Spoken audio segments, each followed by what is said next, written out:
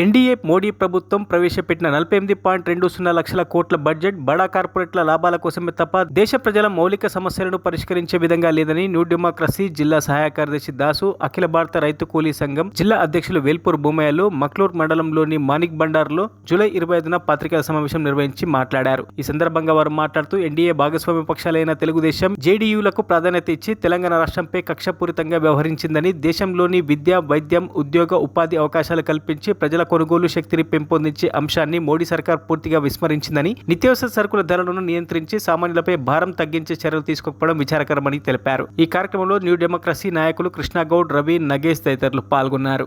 అటువంటి కొలువులకు ప్రత్యేకమైన నిధులు లేదు, ప్రస్తావన లేదు. కాబట్టి ఇది ప్రజా వ్యతిరేక బడ్జెట్గా మేము భావిస్తూ ఉన్నాం. కేవలం తన ఎన్డీఏ కూటమిలో ఉన్నటువంటి భాగస్వామ్య పక్షాలైనటువంటి తెలుగుదేశం కానీ, అక్కడ నితీష్ కుమార్ వాళ్ళ యొక్క జేడీపీ దాన్ని కానీ వాటిని సంతృప్తి పరచడం కోసం వాళ్లకు నిధుల వరద ఇచ్చాడు. ఇక్కడ దేశంలో ఉన్నటువంటి అన్ని రాష్ట్రాలని సమానంగా కాకుండా కేవలం కుర్చీని కాపాడుకోవడం కోసము నరేంద్ర మోడీ ప్రభుత్వం ప్రయత్నం చేసిందని చెప్పి నిన్న జరిగినటువంటి బడ్జెట్లో స్పష్టంగా కనిపిస్తూ ఉంది. కాబట్టి ఇది సరికాదు. ఇక్కడ తెలంగాణలో ఉన్నటువంటి ప్రధానమైన సమస్యల పరిష్కారం కోసం ప్రత్యేకంగా నిధి కేటాయించాలని చెప్పి మేము కోరుతాము. అట్లాగే ఈ రాష్ట్రం నుంచి 8 మంది ఎంపీలు ఉన్నారు, 2 మంత్రులు ఉన్నారు, బండి సంజయ్ కానీ, కిషన్ రెడ్డి కానీ. ఇది సమతుల్యమైన బడ్జెట్ చెప్పి కిషన్ రెడ్డి మాట్లాడడం చాలా విచారకరం.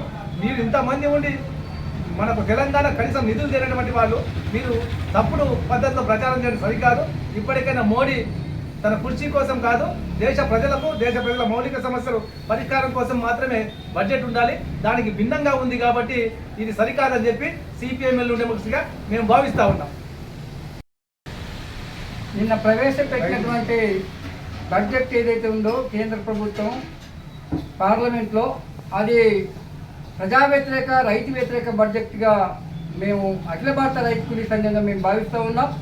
ప్రధానంగా వ్యవసాయ రంగానికి ఆ బడ్జెట్లో కేటాయించిన పెద్ద నిధులేమీ లేకపోగా వ్యవసాయ రంగ సమస్యల్ని పరిష్కరించడంలో, వాటికి నిధులు కేటాయించడంలో నరేంద్ర మోడీ ప్రభుత్వం విఫలమైందని చెప్పేసి మేము భావిస్తూ ఉన్నాం.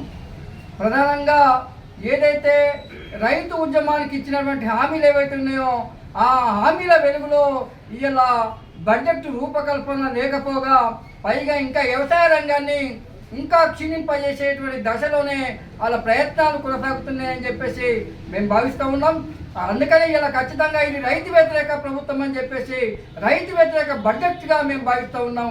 రేపు రైతులంతా కూడా పెద్ద ఎత్తున ఈ రైతు వ్యతిరేక బడ్జెట్కి వ్యతిరేకంగా, అట్లాగే వ్యవసాయ రంగంలో తీసుకొచ్చినటువంటి చట్టాలకు వ్యతిరేకంగా నరేంద్ర మోడీ ప్రభుత్వానికి రైతాంగ ఉద్యమం మరొకసారి పునరావృతం కావాల్సిన నేపథ్యం ఉందని చెప్పేసి ఈ సందర్భంగా మేము తెలియజేస్తూ ఉన్నాం.